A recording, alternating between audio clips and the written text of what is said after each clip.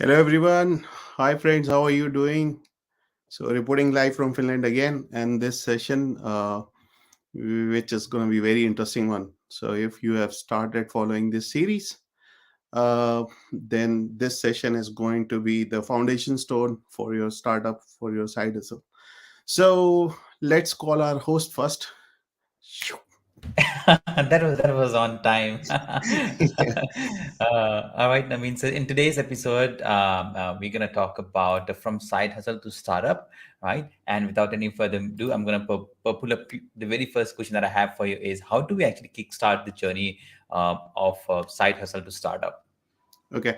So it's a right word that it is a journey. It doesn't Mhm. happen right in the blink of eye or on a snap of finger like you appeared on the screen, but but it's a journey. So last few sessions we talked about what is side hustle, right? What is there for the full-time employees, how can they start it, and basically it was related to the passion. If I have some hobby, some passion, how can I nurture into a side hustle so I can diversify my earning portfolios, right? Then we also talked about the legal angle to it. Mhm. When, what is to be done, what not is to be done, and how to make a conscious call about it, informed call about it. And if we have to inform the right stakeholders to get the approvals if we are in conflict, going in conflict, or would be in conflict, right? Might be in conflict. So now today we will start about if we have shortlisted our hobby, our passion, so how do we make it a big startup? And this is the first session in the series. So series and then mini series. So now, so all the followers, I would request, if they have not watched the previous session, they should go through them and pick up any hobby, any passion, any business, side business they want to start it with. And then we will take it step by step. So this is the first part. Today is how to start kickstart this journey. So laying out the plan first. It's a business plan. And what does it covers in a business plan? I don't know if I can show my screen. I can. Yeah, you can. Okay. Okay. So if I can share my screen, then Yeah. so this is this is the sample of a business plan, right? You can see, right? Yeah, we can see. Okay. So it basically, the important part is how, what business you want to do, you want to start up, what value you will bring to your customers, who will be your target audience or target customers. So whole world cannot be your customer. That is where the startups fails basically. So one major point is they think that their product is for everyone. So start from the niche, find your right target audience, so that you will start right feedback. If you get start getting the right feedback, you will improve on your services and products, right?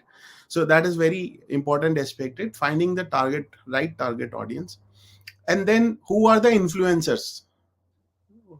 So pick up the influencers who can talk about your product, your idea, your startup, and then they can help you grow.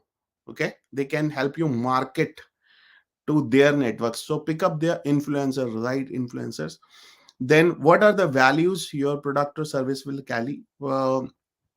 How will you differentiate yourself if there are others in the market? How do you differentiate? Maybe quality, maybe speed of delivery, maybe cost. It may be quick ramp up, quick ramp down. So there could be different caveats, different levers where you can play along and then pitch in your startup idea, right? So then what, how do you market it? Having an idea, opening a startup, opening a company, having a website, having a mobile app developed, it's everything like having a visiting card 20 years back, right? 25 years back. So just having a visiting card is not enough. So you should have market strategy in place. You will pick up the influencers, social media influencers. You will use Google AdWords or other AdWords. You will use advertisement on LinkedIn, professional network, or social media, that is TikTok, Insta, uh, Pinterest, right? And then there are some organic ways, like you will go uh, have some session, have some webinar arranged, and you talk about your service, you talk about the problem area, you write blogs about the problem area and how your service is going to answer that. So there are lots of strategies to it. But then after marketing, you will see how you will produce your ideas, because this is the business plan where you will write everything. So this business plan will generally go to the your investors. But if now if you talk about manufacturing or producing your product or service, basically it talks about how will you arrange the funds for investment, how much funds you will know. So cash flow, basically how much you will earn per product or per service instance, how your balance sheet would look like, predicted balance sheet would look like, say after 1 year, say after 2 years, 3 years, 5 years. So at least you should have 3 years plan with you. And what is the financial ratio, right? And then what is the contingency plan? If one thing does not work, how can you edit your overall strategy, introduce new product, new service related to your original idea, and how agile are you? So that is your contingency factor. So everything put together, it's becomes a business plan. Now coming back to our session. That was absolutely great. You covered a lot about some of the great contents that you should have. And while my side hustle is going so much now, right? Can it still stay as a side business? Because now it is getting into, we are building a lot of product, everything is coming in pipeline, things are getting better. So can it still stay relevant to being called as a side business? Good question, but I need to know the boundary myself. Hmm. So see, with every startup, there is another term which is very buzzword nowadays. It's called burn rate, right? Yeah. And it's not burn rate the money, it's how much you burn yourself. So if you are feel burnt, if you are feel torn out, and if you are working like your main job and your side hustle up to 3 weeks, months and months altogether, then you will start losing out on your relationships, you will start losing on your health. And these are the most important things in life. So everyone should have put up a boundary, how much I want to give in my own effort. If you think it's a promising idea and you start gathering, earning some money out of it, then you start delegating. Put up a Hmm. delegation network. Who are my trustworthy people or contractors I can contract my services to, right? So you give bits and pieces to different people, let them come together, and they become shareholder in your, not in the company, but shareholder in your success. You pay them instantly. So that's what. And this is the another fallback. What startup guys do, if someone is helping them, they give, okay, you take 10% equity, you Yeah. take 50%, 20%. That's the very this is gonna hurt in a long run, okay? Because they run it by emotions, and these things hurt when they are run just totally run by emotions and not by applying some brainer to it. So the thing is, because if you are typically small startup, you would need investors, you would need, and the investors would need a big chunk, because they are Hmm. investing money on your thought process, right?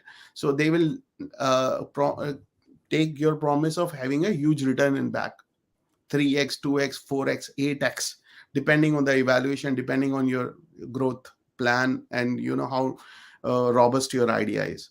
So all that put together, you need to create a boundary. Hmm. When you want to your side hustle becoming into startup business, and I think in the earlier sessions we also discussed that when side hustle become your prime earning potential, right? Then you at one time you switch over full time to side Okay. business. You leave your job, and then, but it is not advisable in the beginning days. Just keep it running, enjoy the moment, enjoy the ride. But then there's a conscious call, because you start burning yourself. Yeah. And when that burnout happens, it will take toll on your health for sure, your mental health, if not at all physical health, and your relationships, your friends who supported you in the initial days of this idea, right? You won't find time to call them, to have a coffee with them, and have a chit chat together for months and months. So that's the bad part of it, and we should avoid it to happen. So it's a conscious call basically. I would say that was on the spot, right? Don't burn up yourself. Usually people end up doing it, right? In the initial days, everyone is very excited. Let's do it. Let's start something new, right? But then eventually it falls apart. So that is great. So my next following question, Naveen, to you would be that now that the product is done, I've also made sure that okay, how much time I should be contributing in a week or in a month. So what are the phases of the growth? Let's say today, let's say I have like a um, uh, let's say every month I evaluate, right? So how does that work in the side hustle? So it's early days, like uh, I sincerely wish that someone or from our audience, they start working on these side hustles, and as we Hmm. mature our series, they mature their ideas, right? So in the early days, I assess daily. For example, I think that a good sandwich in my area, I cannot find a good vegan sandwich. Okay, so I will Hmm. start creating at least 10 sandwich a day, and I will start selling on local delivery app, which is Volt, or there are Foodora and other things, right? If I start selling just 10 sandwiches of my taste, of my choice, and then I start collecting feedback, and based on the feedback, I do some renditions. I create new flavors, new, maybe after another month, or so. But I my basic idea is just plain sandwich, 10 sandwich every day, because I can do that. I can start that very easily, right? There is no plenty of cost involved, and because I love cooking, baking, then it's for me. So anyone can start it like this. So this is basically a litmus test. Hmm. So even if you don't end up selling your 10 sandwiches, you can call your friends and you can eat up all together. So that's the idea. Now, so this is the first phase where Hmm. you produce up to your safe limit, and then you have the contingency plan in mind. For example, I know that it will not let the modern civilization pass. It's an opinion on It's my. not. You have a good noise cancellation. We can merely hear it. Yeah. So what will happen is, second thing is, second phase is growing a bit. So create a bigger ecosystem, and take one friend as a helper, okay, or whomsoever is interested in, ask them, okay, I'm making sandwich, can you together make a small cupcake or something, and then we gel well and Mhm. create a package out of it, right? So, and it will become partner. And then if you think that it is a success, right, then the third phase would be, you start investing into it. He invests a lot, you invest a lot, and small, and then you grow up. You, from 10 cupcakes, 10 sandwiches, to you grow, okay, we have a demand, we have a good feedback, people are happy, and then we have a repeated customers. So customer retention is important as well. And Mhm. then you start giving some discounts, some offers to your existing customers, right?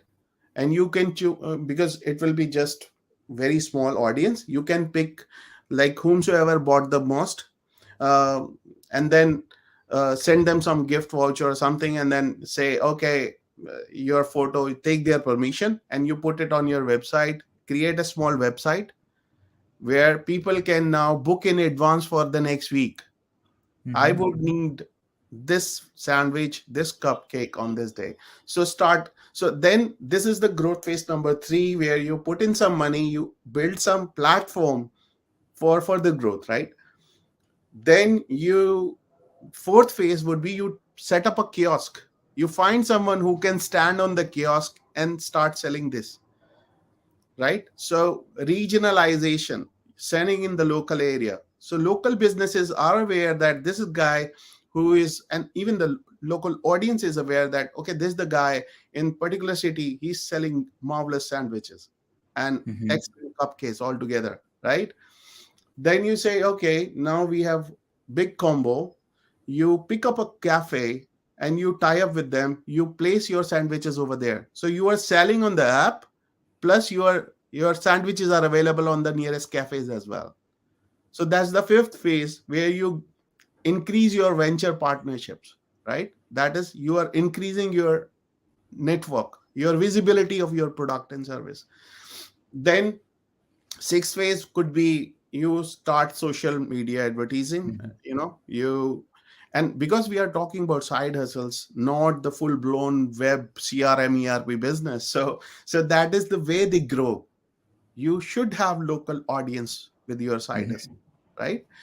So the sixth phase was to pick up social influences. They will talk about your product. You offer them, okay, 3 sandwiches free at your cafe, plus coffee as well, so something like that. And I think this every so the growth path could be different for different products, but local side hustle, this is the growth path. And if you see that now we are at a very steep curve, excellent growth path, you take a big cafe out of yourself, or you partnership with more cafes, you start licensing your product or your kiosks, right? Then the start, the building up long-term partnerships, licensing, franchisee options, those come in for side hustle. Still, you are doing your main job, and Mm-hmm. side hustle is growing side by side without taking a burn out of it, right? Yeah. This is how it goes. So there are different growth paths, but this is Yeah. the most accurate and most interesting one, and you would love it while you are doing it. I really enjoyed listening it, right? How the way you started with setting up with 10 sandwiches at home, right? Then bringing in your friends to all the way up to even licensing it. What are you, Naveen? One of the judges of Shark Tank? Yes. That was really nice. I mean, I think I'll We go can back and create re-listen it it. a sharp tank, not shark tank, right? Oh yeah. All right, Naveen. Let's now that you have discussed so many great feedbacks and the path one can take, is there any trade secrets that you know in your journey that you have learned or maybe picked up from somewhere else? Correct. So there are lots of trade secrets. People hardly share these because they are very subtle. Yeah. People tend to forget, right? So a few I have already shared in this session. For example, never give your equity so easily, Mm-hmm. right? Because you give the equity where there's a joint interest, because it was your side hustle, your idea. People generally give the equity in the side hustles, but other people, they just mind money. They don't mind business. They don't really gel well with your idea, and that is where differences come in between. And then other people start getting, oh no, I'm not getting paid, it's not my idea, it's his idea, he will take all loyalty. Obviously it was his idea, he will reap benefit of it, right? Because he started it. Mm-hmm. So this is, never give away your business share so easily without thinking twice thrice, right?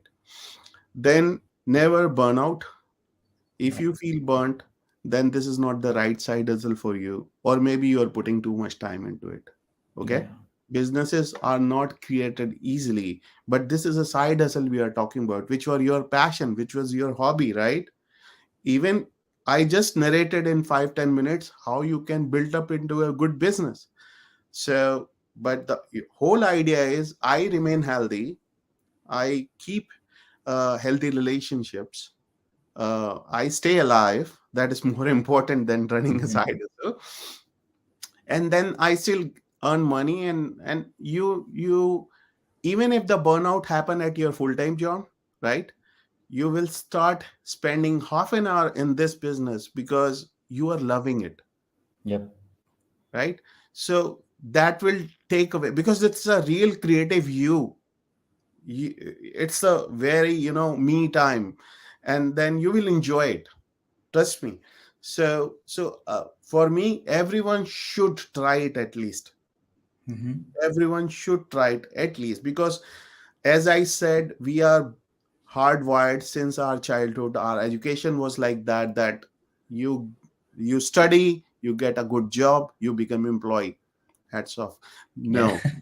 No, no, no. So we study, we understand the logic of money, we understand the logic of business. Yes, we work with loyalty to any company altogether, but then we know that when company fires, they fire 10,000, 12,000 people without naming them, right? Yeah. And there are lots of hue and cry which is happening on the social media, professional social, like LinkedIn and all. People are uh, they are just heartbroken seeing their uh, fellow colleagues go within us just over an email. So I think we should be ready for those days, and Mm-hmm. this side hustle will save you from that as well.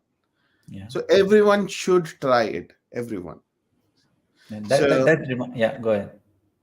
yeah, so these were a few trade secrets, and the growth secrets I told you. Mm-hmm. Start from local because it's a side business, and within the local you can deliver fast your services. You are locally present, right? Mm-hmm. I'm in Finland, I cannot start a side hustle in Chennai. I bet So you can. You have resources and you can do yeah, anything. I know And I I know have you are lots of, doing it. yeah, I have lots of friends in Chennai, and Yeah. from C Sharp as well. So, Hmm. but I'm just saying that Yeah. you should have a local presence, because it will it will take your own expertise and passion to kickstart it. And once you grow, you go into till the franchisee model, trade the investors, and set up a big enterprise altogether. Yeah. And when you grow, this is the last, but not last, but very important point. When you grow, never ever ignore the new startups, new Hmm. entrepreneurs who come up with to you, walk to you with new ideas, right? New interesting ideas. So never neglect any idea. It can be big. It's like a seed.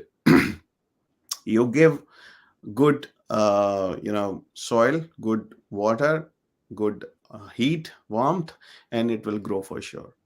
So Hmm. every idea has its own time. But I must say we should. By the way, I like your bandana, Thank you.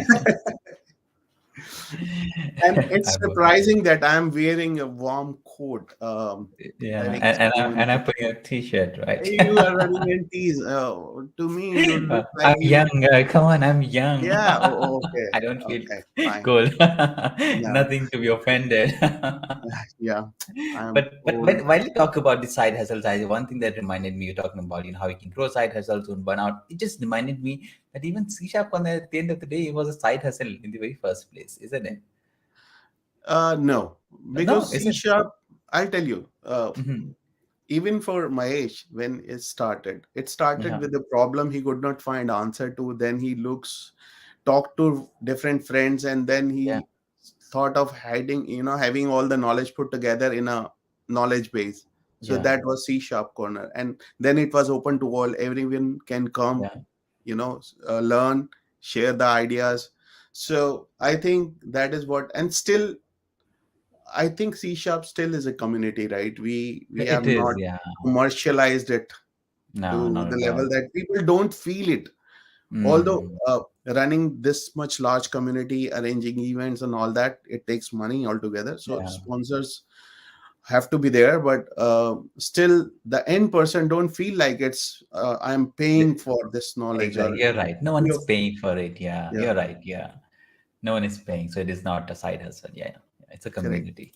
And Yeah. that's what But so, but Naveen. we Yeah. have but we have given ways. Mm-hmm. We have become the foundation to lots of side hustles altogether. So if Mm-hmm. you check our audience, there are lesser number of employees, but lots of freelancers who Mm-hmm. have their own business, or employees turned into freelancers, right? They became educator, they become speakers, they become you know they picked up some niche field, they wrote about it, and then they grew it all together into business. So, and after every session, I remember all of our speakers, we call like CEOs, CXOs of the companies, they all sat together and we have one-to-one session with the MVPs where they ask question about these converting this thing into business, and then they get good advice over there. So Mm-hmm. Yeah, they do. They do. And we have a conference coming up again in month of October. And I see we're already reaching at about 30 minutes. Naveen, that was a great episode around side hustle to startup. And I know, as you said in the beginning, this is part one, and we'll be doing part two in about a couple of weeks. Any final thing you want to plug in before we just wrap up the show? uh, I'll just will reiterate, everyone should do it at least Mm-hmm. once. You will enjoy it, and you will find your creative persona coming emerging from you, and then you definitely would get more engaged. Your Mm-hmm. family, friends would love it, and I think it's a beautiful thing to do, to get your hand dirty on. So I think it's Yeah, everyone should do it. And in the next hustle, we will brainstorm on the business plan further, how to create a product like we created sandwiches today. sandwiches. Yeah, By the way, that here was is pretty my cool. I sandwich. loved it. I'm gonna go and grab one after this. All right, everyone. Thank you so much once again. Thank you, Naveen, for this absolutely amazing episode. We'll see you in about a couple of weeks. Until then, take good care of yourself and keep hustling. Bye Keep snowing. bye.